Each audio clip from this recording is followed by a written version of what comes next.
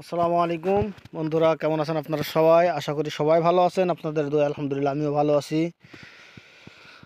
হ্যাঁ, আজকে দুদিন খুবই বৃষ্টি হচ্ছে, মানে অতিরিক্ত বৃষ্টি না, কিছু বৃষ্টি হচ্ছে। বৃষ্টি হওয়ার কারণে আমার যে টমেটোর ক্ষেত,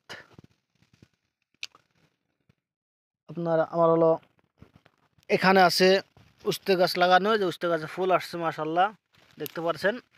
উস্তে গাছে ফুল আসছে, এটা হলো উস্তে গাছ। বৃষ্টির কারণে একটু এলোমেলো হয়ে গেছে। ইনশাল্লাহ এটা যতটুকু করার, সুন্দরভাবে রাখার, অতটুকু রাখার চেষ্টা করব।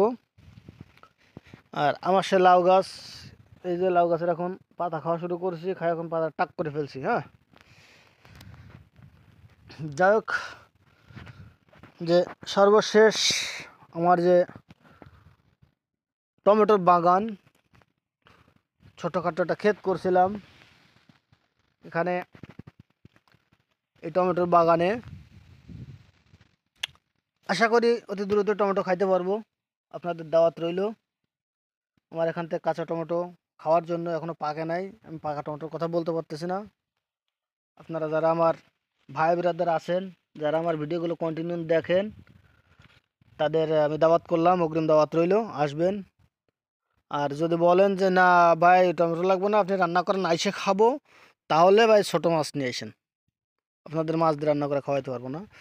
ওই যে দেখুন, টমেটো কিন্তু মাসাল্লাহ অনেক পরিমাণ আসছে, কিন্তু আপনার দুঃখজনক বিষয় হলো এই বৃষ্টির কারণে বা একটু বাতাস হয়েছিল, বাতাসের কারণে গাছগুলো ভেঙে গেছে। সব ভাঙে নাই, কিছু গাছ আর কি একটু ক্ষতিগ্রস্ত হয়েছে। যেমন একটা গাছ, আমার ওইখানে আর একটা গাছ, এগুলো একটু সমস্যা হচ্ছে। ওগুলো ইনশাল্লাহ আপনাদের দোয়ায় আবার ভালো হয়ে যাবে। আমি চেষ্টা করবো ভালো বানানোর জন্য। অধিকাংশ গাছে, প্রত্যেকটা গাছেই মাসাল্লাহ যে সুন্দরভাবে টমেটো আসছে। তবে এখন তো টমেটো যখন আসা শুরু হয়েছে, এক এক দিন এক এক রকমের দেখা যাবে। এই যে এক এক দিন এক এক রকমের দেখা যাবে, এই হলো টমেটোর। আসলে আমি ভিতরে যাইতে পারছি না বৃষ্টির কারণে। আর আমি হলো পাইপ সিস্টেম করছি পানি দেওয়ার জন্য, প্রতিদিন পানি দেওয়া সম্ভব না, আর গাছের ভিতরে ঢোকা যাবে না। তার জন্য ওই যে দেখছেন পাইপ দিয়ে রাখছি, ওই পাইপগুলো আমি সেট করছি। আমার প্রত্যেকটা গাছে মাশাল্লাহ দেখেন টমেটো আসছে। এই দেখেন মাশাল্লাহ কত সুন্দরভাবে টমেটো আসছে। এই যে ভিতর দিয়ে টমেটো আছে, অবশ্যই টমেটো খাওয়ার মতো হয় নাই, তবে আশা করি যে এই সপ্তাহে শুরু করবো ইনশাল্লাহ। এই গাছগুলোর একটু পর্যবেক্ষণ করতে হবে, ওখানে কিছু কাজ আছে, এগুলোতে বাঁধতে না দিলে বাতাসে সমস্যা করবে। তবে যদি আপনাদের কোনো ব্যক্তিগত আইডিয়া থাকে, যুক্তি থাকে, আপনারা বড় ভাই, আমি আপনাদের ছোট ভাই হিসেবে যুক্ত চাচ্ছি। এই গাছগুলো অনেক বড় হবে, অনেক বড় বলতে 5 ফুট 6 ফুট লম্বা হয়ে যাবে।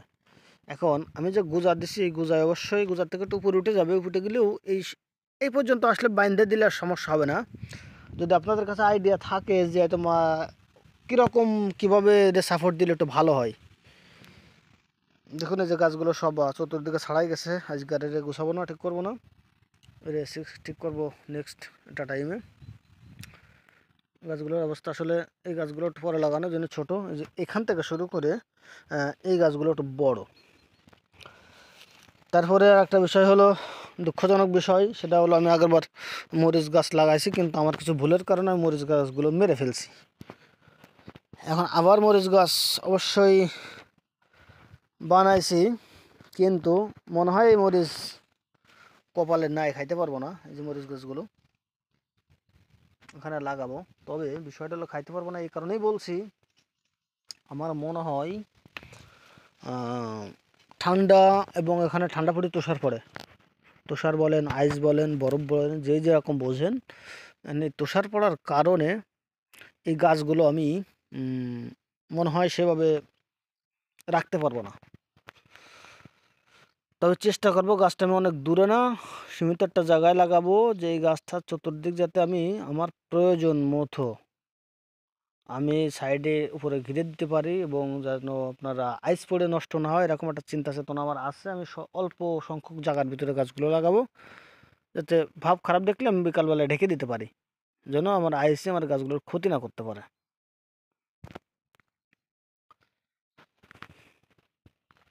চেষ্টা করে দেখি, আসলে চেষ্টা করলে আশা করি সব জিনিসেরই একটা সুফল পাওয়া যায়। চেষ্টাই হলো সবথেকে বড় জিনিস। চেষ্টা না করলে কোনো কিছুই হবে না। মনোবল আর চেষ্টা, এই দুটো জিনিস প্রত্যেকটা মানুষের ভিতরে থাকা উচিত আমি মনে করি। মনোবল থাকলে ইনশাআল্লাহ সফলতার মুখ একদিন না একদিন আপনি পাবেনই, আল্লাহ আপনাকে সেতটুকু সুযোগ করে দেবেই। আর এই যে দেখুন, আমি একটা আইডিয়া নিলাম একা একা। যখন আমার এখানে টমেটোর গাছ লাগানো আছে, আর মাঝে মাঝে আমি কিন্তু টমেটোর গাছ লাগাইছি 2 হাত অন্তর ফাঁকা করে, 2 হাত অন্তর ফাঁকা করে। তখন আমার এই টমেটো গাছ লং টাইম থাকবে না। টমেটো গাছের ভিতরে এই যে রসুন লাগাই দিয়ে আছে, ওই যে দেখুন, এগুলো এগুলো সবই রসুন।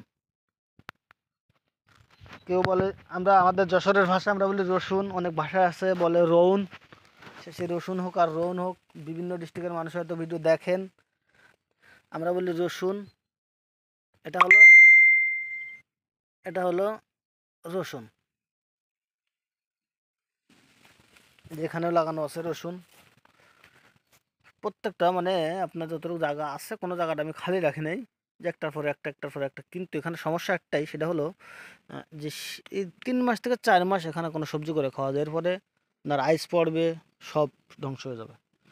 তো যাই হোক, ভালো থাকবেন, সুস্থ থাকবেন, সবার সুস্বাস্থ্য কামনা করে এখানেই শেষ করছি। আল্লাহ হাফেজ, আসসালামু আলাইকুম।